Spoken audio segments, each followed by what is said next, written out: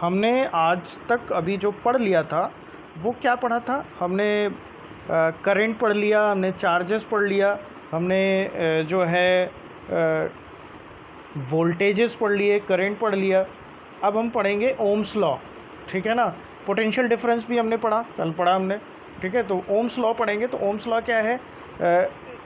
इसका जो स्टेटमेंट है वो ये है कि किसी भी नेटवर्क में, यानी कंडीशन क्या होगी जब किसी भी नेटवर्क में सारे कंडीशन, कौन कौन से कंडीशन? Physical condition.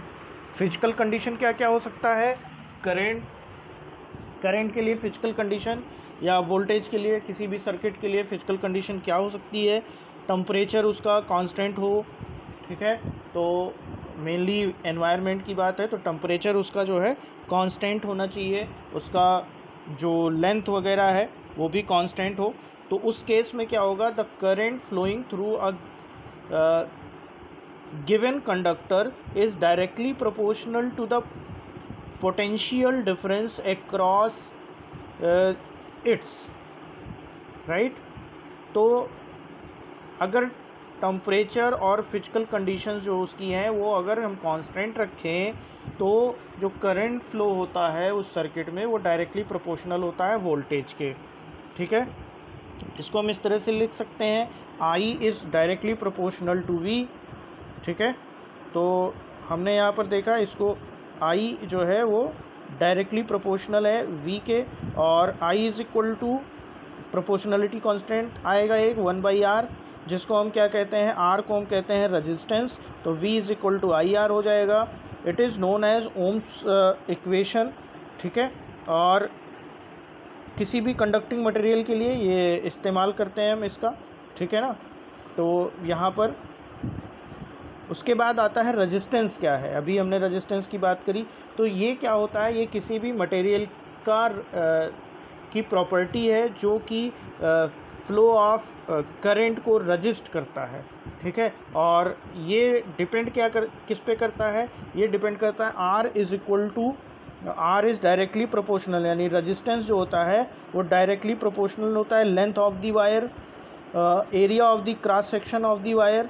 तो R इज़ इक्वल टू क्या हो जाएगा? L/A प्रोपोर्शनल होगा। तो R is equal to rho L/A। Rho क्या है यहाँ पर? रजिस्टिविटी, ठीक है। तो रजिस्टिविटी यहाँ पर बताती है कि उस पर्टिकुलर ऑब्जेक्ट में या वायर में कितना रजिस्टेंस है, कितनी कैपेबिलिटी है कि वो जो है करंट को रजिस्ट कर सकता है, कितने करंट को वो रोक सकता है, ठीक है ना। यानी रेजिस्टेंस जो है डायरेक्टली प्रोपोर्शनल होता है, किसके होता है? अभी हमने बता दिया था, इससे पहले भी बताया। तो यहाँ पर देखिए, directly proportional to L, inversely proportional to 1/A। तो R is equal to rho L/A हो गया, ठीक है ना। इसकी यूनिट क्या होगी? रो की यूनिट होती है ओम मीटर। रो की यूनिट क्या होती है? ओम मीटर होती है, ठीक है। स्पेसिफिक रेजिस्टेंस इसको हम कहते हैं, ठीक है ना। क्लियर है? समझ में आ रहा है? अब हम बात करते हैं जो स्पेसिफिक रेजिस्टेंस होता है वो क्या होता है? वो होता है अगर हम यूनिट एरिया और unit length, unit cross sectional area और यूनिट लेंथ का एक वायर ले लें तो उसमें जो रेजिस्टेंस होगा उसको हम क्या कहते हैं? Specific resistance. क्लियर है? उसको हम स्पेसिफिक रेजिस्टेंस कहते हैं, ठीक। तो आज के लेक्चर में इतना ही, कम पढ़ेंगे लेकिन थोड़ा अच्छे से पढ़ते हैं, ठीक है। क्लियर है? तो आज हमने क्या पढ़ा? ओम्स लॉ पढ़ा। ओम्स लॉ के बाद हमने रेजिस्टेंस क्या होता है वो पढ़ा। रेजिस्टेंस किस पे डिपेंड करता है? रेजिस्टेंस जो है वो लेंथ ऑफ द वायर पे डिपेंड करता है, रेजिस्टेंस जो है वो एरिया पर डिपेंड करता है, और क्रॉस सेक्शनल एरिया, और रेजिस्टेंस जो है मटेरियल पे डिपेंड करता है। रो जहाँ पर है मटेरियल पे डिपेंड करता है कि किस मटेरियल का हमने रेजिस्टेंस बनाया है, ठीक है ना। मास पे कभी भी डिपेंड नहीं करता है। क्लियर है? सबको समझ में आ गया? Thank you so much.